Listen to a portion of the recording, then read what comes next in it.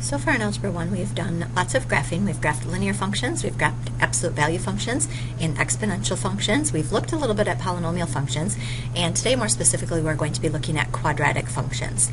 In this specific lesson we are going to be looking at quadratic functions, graphing them, that are in vertex form. So at the end of this lesson you'll be able to graph a quadratic function that is in vertex form. Alright, so this one, notice it does say graphing parabolas, not quadratic functions. If you recall our discussion, quadratic functions and parabolas are the same thing, so I can use those words interchangeably.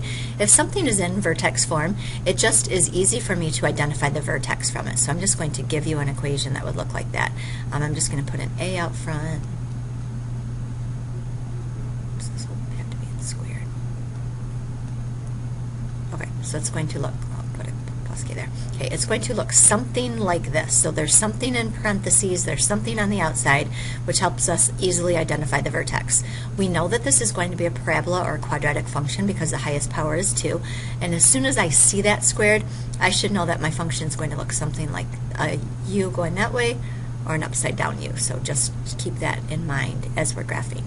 Okay, so the directions are sketch a graph of each parabola, labeling all key features. I'm going to go through this and show you how we did an exploration where we were very not specific about exactly how to draw the parabola. We're going to be a little bit more specific in this lesson. So I'm going to go ahead and start with an example.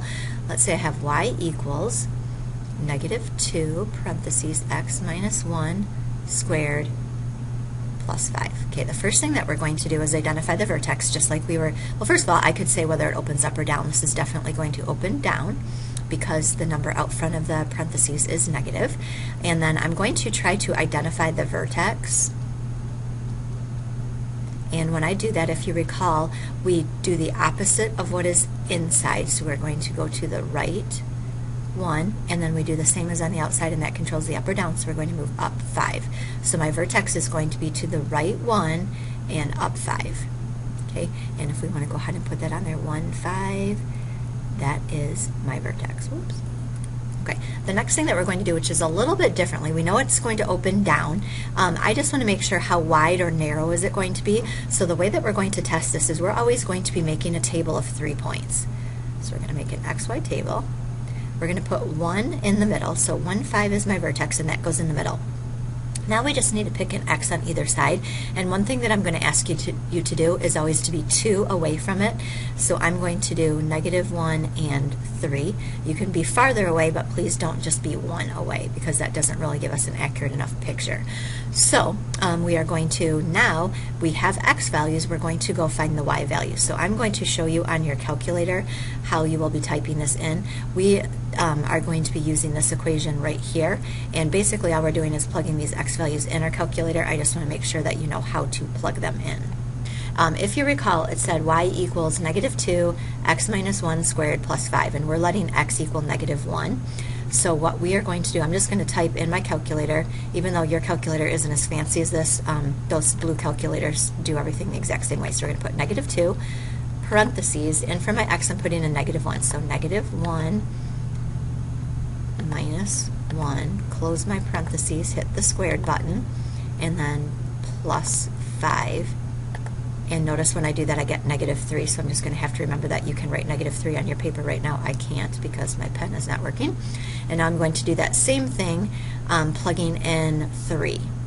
So I'm going to put -2 parentheses 3 minus 1 squared. And notice I'm really letting my calculator do all the work for me here. I just need to type it in right. So I got an answer of, oh, it's also -3.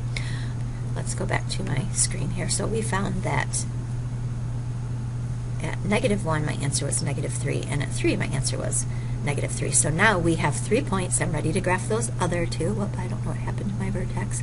It was supposed to be at 1, 5, 1, 5, so this is supposed to be right there. Okay, so now the other 2 points, -1, -3, right there, and 3, -3, right there. And now you notice, whoop, I have my parabola.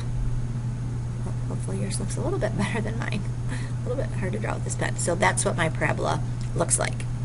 Okay, hopefully that made a little bit of sense. Let's do another one just to make sure we're okay with that. I have y equals 3 x plus 4 to the second minus 2. Okay, first of all, I do know that it's going to look like a u, or an upside down u, because of the squared. It's quadratic. And so I know that this is going to open up. And to get the vertex, and if you want to try this on your own, go ahead and see how you do on it and then come back. The vertex, we know we're going to do the opposite of the inside, so this is going to force me to go to the left 4, and then we do the same on the outside. This controls the up or the down, so we're going to go down 2.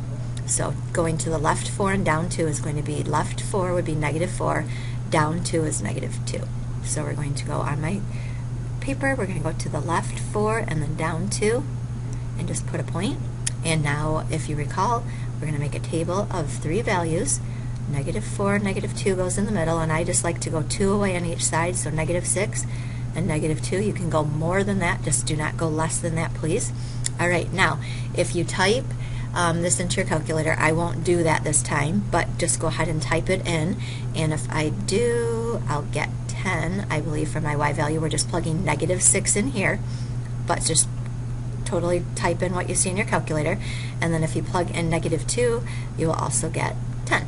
So I'm going from here, I'm going to now graph the point negative 6, 10, so negative 6 all the way down here to negative 10, or to 10, whoops, positive 10, not negative 10, Oop, right up here, and then we've got negative 2, 10, which is also up there, and I know it's going to open up, so basically we've got this going down. We do want to, when we draw a quadratic function, we do want to make sure as best we can. It does make a very nice smooth curve, just thinking of like those roller coasters.